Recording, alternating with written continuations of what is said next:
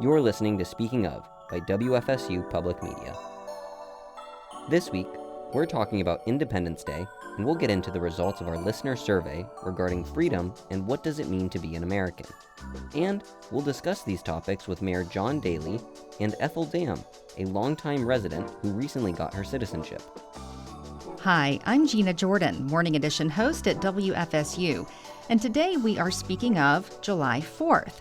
As we celebrate America's Independence Day, let's start by looking at some accomplishments in Tallahassee, which has been named an All-America City for the third time.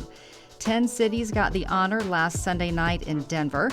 That's where Mayor John Dailey was a couple of days later when WFSU's Tristan Wood caught up with him to talk about the recognition and more.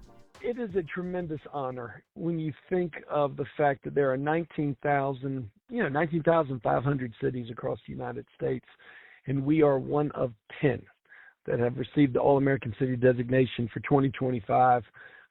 That's pretty powerful. It is also recognizing the community for the incredible work that we're doing. And it's not just me, and it's not just the city, it's everyone that's involved. So I'm very proud to be the mayor during this brief history of Tallahassee, where we got the All-American City Award. Very proud of all of the citizens that have worked hard to get us to this point and to get the designation. It's a great time to celebrate. With that a little bit, I was reading through what the award topic was about this year. It was about like environmental sustainability. Can you walk me through what went into Tallahassee's application and what allowed Tallahassee to win it this year? Well, I think one of the things that we do really well in Tallahassee is we bring the community together. We create a shared vision. We put the nuts and bolts together through a strategic plan, and then we execute well as a community.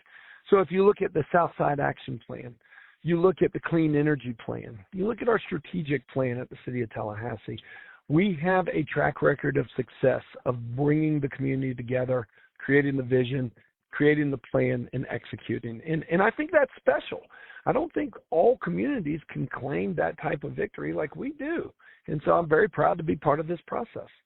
I hope you can hear me. I have no voice. We've been cheering for 3 days. No, absolutely. I can hear you just fine. Your voice is coming through perfectly.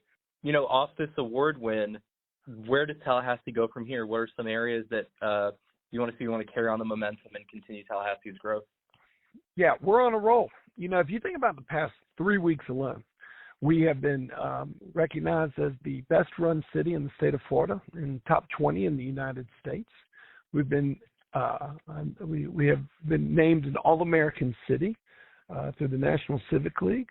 Our fleet department has been named the best in the country. HDTV just named us one of the top 20 communities to live, work, and play nationally. I mean, we are being recognized for the great quality of life in Tallahassee. By no means does that mean that we need to stop and rest on our laurels. It is great to be recognized, but we got to continue to roll up our sleeves and tackle the issues that we face.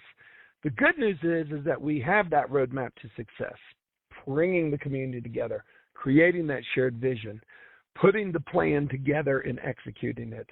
But while we celebrate today, there is work to be done tomorrow.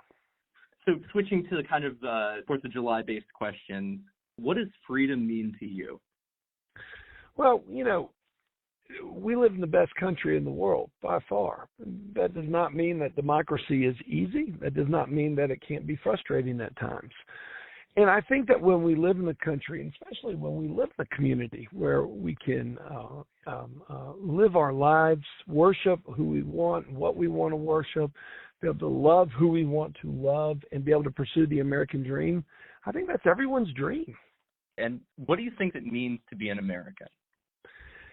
I am very proud to be an American. I'm very proud for what the country stands for. Again, that does not mean that we don't have struggles. That doesn't mean that we don't keep trying to come together to move our country forward.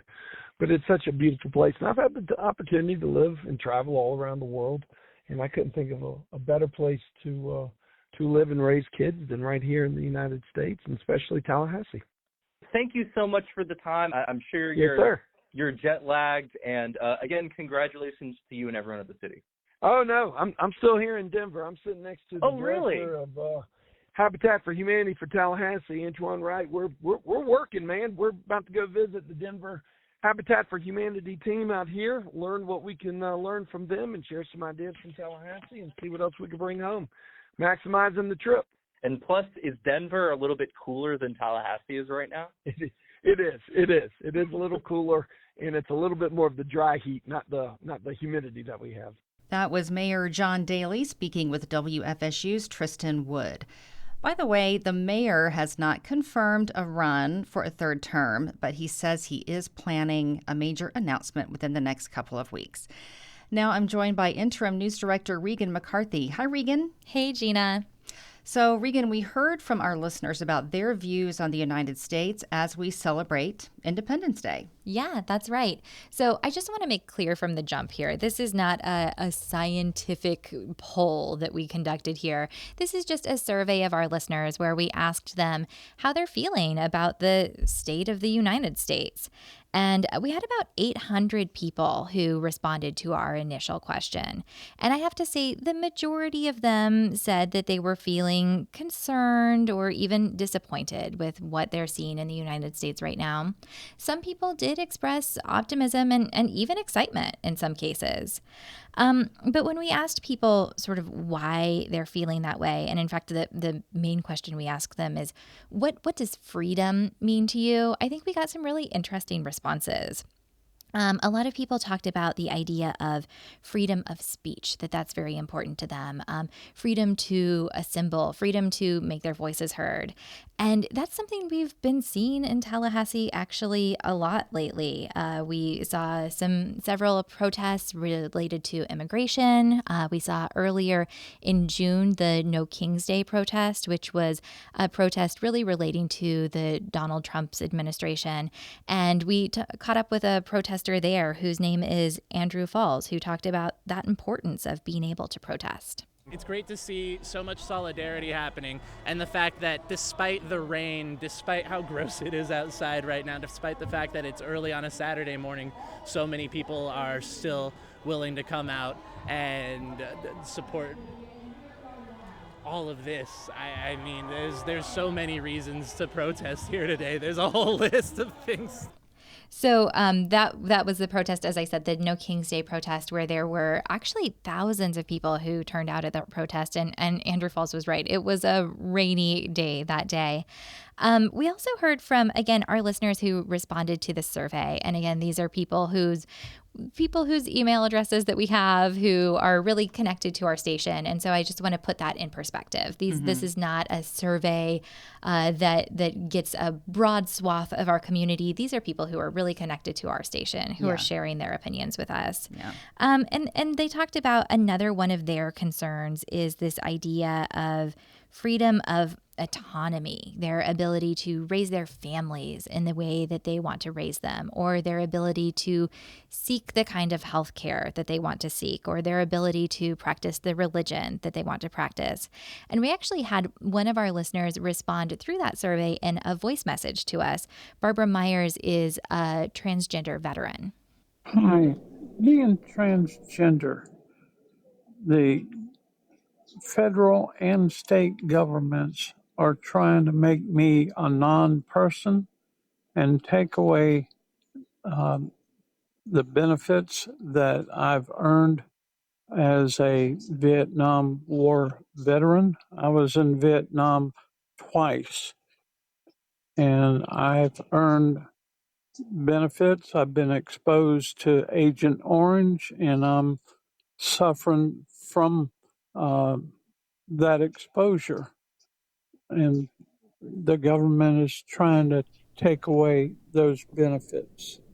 So that is Barbara's feeling and perception of what's happening as we look at how do you feel about America, and are our freedoms still our freedoms?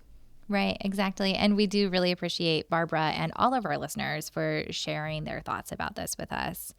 When I was looking at the survey that we got back, another thing that really stood out to me is how much listeners raised concerns about their feelings of divisiveness in the United States today. I want to read a quote that one of the listeners wrote in. They said, "It feels like we live in two Americas. No one listens and everyone thinks the other side is the enemy." And I think that that's a really interesting take. It's something that we actually have heard from recently.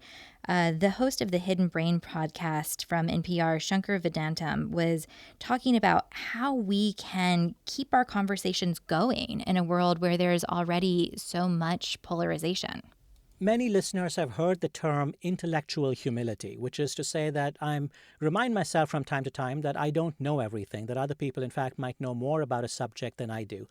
Fewer people, I think, have heard about the term moral humility. And the idea of moral humility is that even though people who disagree with me might have very different moral concerns, moral humility says, my moral concerns and preferences should not take priority or precedence over your moral concerns and considerations. So if something upsets you, if you feel something has moral valence, but I don't really think it has moral valence, humility in terms of moral humility tells me, even though I don't feel what you're feeling, I need to respect the fact that what you feel might be authentic.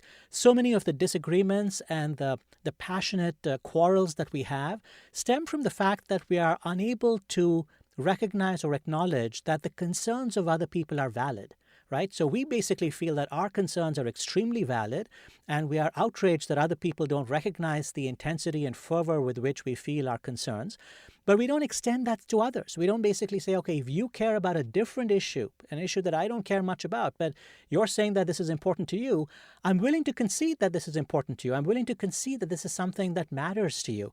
And I think when you do this, it takes some of the sting out of the conflicts that we have with each other, because we recognize when we exercise moral humility that the people who disagree with us are not disagreeing with us because they're bad people or because they're stupid people or because they're uninformed, but just because they have different moral criteria for how to judge the world.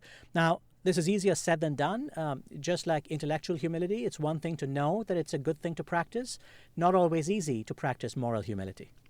That is some wise analysis from Shankar Vedantam. I spoke with him once. We all need to listen to Shankar more because he says things that make so much sense, you know? Definitely. And as Shankar was pointing out, and our listeners were pointing out, that feeling of divisiveness in our world today might be more than a feeling. A 2024 Gallup poll says that now a record high 80% of U.S. adults believe Americans are greatly divided on the most important values. And so that's an increase from the last time they asked people that question back in 2026, when about 77% said that they were seeing that polarization on those issues. Yeah. Heavy divisions, and it seems like when we get divided like this, we always think it's the worst division, like it's the worst it's ever been. And so you're saying, based on polling, it kind of feels like maybe it is. Right. It seems like the polls say definitely we're feeling that, but as Shankar mentioned, maybe there are ways to keep that conversation going. Absolutely. Interim News Director Regan McCarthy, thank you so much for that. Thanks, Gina. Now I'm joined by Ethel Dam. Ethel lives in Tallahassee. Her son, Paul Dam, is a production manager for WFSU TV. Ethel, welcome. Thank you. You have an interesting story. You recently became a citizen, but you've been in the U.S. for over 5 decades. So tell us where you came from. I came from Peterborough, England, to Miami. And what brought you to that path? My husband's career changed, and he was transferred from United Kingdom to South Florida to Miami. Gotcha. So you arrived in 1973. Yes. And you got a permanent resident card. Correct. How hard was it to get? It was not hard at all. Do you think it's harder now? No, I don't think so. Okay. So you wound up coming to Tallahassee in 2017. What brought you here? I retired from my career in Miami, in South Florida, so we moved up to Tallahassee to be closer to my family. And what was your career? In the medical profession and business and hospital staffing. Oh, yeah. Okay. Well, you were busy. Yeah. Yes, And so your son, Paul, he's here in Tallahassee, and you mentioned you have a daughter in Jacksonville? that's correct. Okay. So your kids were both born in the U.S. That is correct. So I want to ask you about getting your citizenship. It took you until late last year to do that. Why did you decide to do it, and why wait so long?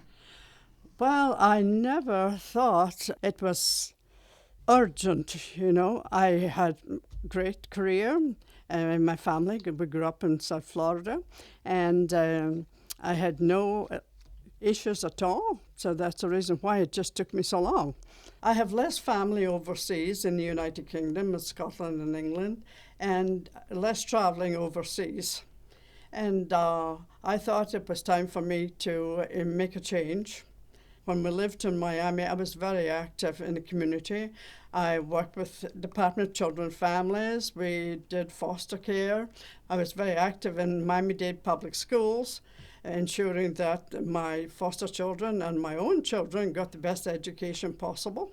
All the time I've been here, I was able to do, through my permanent resident card, there was no limitations. You knew, obey the law, have a job, and so I really didn't think there was, at the time, I didn't think there was any need for me to become a citizen because I was able to do whatever it was that I wanted to do in South Florida. Now that I've gotten much older, I noticed that I pay more attention to national items instead of local, instead of Florida issues. And there's such a lot of turmoil going on in the United States. So I feel it's time that I need to start voting for the President of the United States, because I think that we all need to participate to make the United States a better country. Yeah. And you got that citizenship here in Tallahassee? Yes, I did. Tell us about that day. Oh, it was exciting, that's for sure. It was just different, Did this take place in a courtroom? Yes, it did. It took place here. I went originally to Jacksonville for all my interviews, and testing was all done in Jacksonville. There was a lot of people here in Tallahassee becoming citizens that day, so that's why I had my citizenship in Tallahassee. Okay. So you talk about the testing you had to go through. I wonder how many born U.S. citizens would be able to pass the tests that have to be taken now. Yes, I think everybody should be able to do it. Did you have to do a lot of studying? No, I did not. Yeah, good. Because I had lived in the United States for so long. Yeah. What is your accent? I'm from Scotland. Okay. I love it. Well, Scotland and the U.S., give us some differences when it comes to freedom. There's not much. I came from the Highlands of Scotland, and I was brought up on a farm, and I got into medical profession when I graduated from university, and it's quite similar. We are much more, I think, it's more friendly to one another, greeting new people. I think that was a difference. When you come to the United Kingdom of Scotland, everybody welcomes you. But when you come to South Florida, it was a lot different. Of course, it's multicultural in South Florida. But there is a large contingent of UK people living in South Florida. So we all used to meet and have dinner and get together and discuss. And we brought up our children and our family the UK style. So I want to talk about, since we're celebrating Independence Day, what does it mean to you to be an American? Well, I'm proud, very proud to be American. And what does freedom mean to you? The ability to make choices. Of course, you have the right to vote and shop where you want. Everybody has the opportunity in the United States to choose their career, put their children in the schools that they desire, whether it's private or public schools. And you have many choices. People need to always make the right choice. Lots of choices, yes. It was important for my children to participate in celebrating the 4th of July and realize the freedoms that they have compared to other countries in the world. It's all, changes, and I think people take that for granted, that in the United States you have the freedom to choose where to go to, what to eat, what to celebrate. When you moved here, did you automatically start celebrating on Independence Day, or did you think, why am I doing anything on this holiday at first? No, when we arrived to Florida from the United Kingdom, we celebrated all the local holidays in South Florida and the holidays in the United States. And I encouraged my children to participate in these holidays activities. So the November elections, last November, that was your first? That's my first time voting. I was excited to head to the library and here in Tallahassee to vote. And I was quite surprised that it moved so fast. There was no long lines, but everybody moved and everybody seemed to know who they were voting for. I could see the turmoil going on in Florida and across the United States. And all the years I have lived here, I never had voted for in a presidential election. So this year was one of the reasons why I decided to become a citizen, so I could participate in voting. So what will you do for July 4th? We usually have family and have a barbecue. That's just been a pattern that we've always done. We have family and the children play in the pool, and we cook outdoors. That sounds pretty American. Yes, it is. All right. Ethel Dam, thank you so much for joining us. We appreciate it. Thank you. Finally, as Ethel Dam just shared with us, voting is a right granted to U.S. citizens. And as we celebrate America's 249th Independence Day, Leon County Supervisor of Elections Mark Early has a reminder for voters. If you like voting absentee, you need to reapply for a vote-by-mail ballot. As of 2021, Senate Bill 90 went into effect, and one of the provisions in Senate Bill 90 was that after every general election, all vote-by-mail requests essentially become invalidated, and we have to reach out to voters, or voters have to reach out to us, their local supervisor of elections, to request a new vote-by-mail ballot to get that request in the queue for the next series of elections. Tallahassee is offering its traditional July 4th celebration at Tom Brown Park, with festivities starting at 6 p.m. Multiple bands will play, and plenty of food and drink vendors will be there. The day culminates with fireworks just before 10 p.m. I'm Gina Jordan.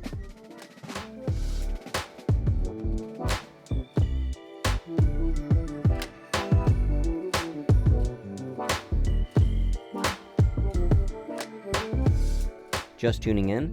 Check out the Speaking of podcast version, available on all platforms.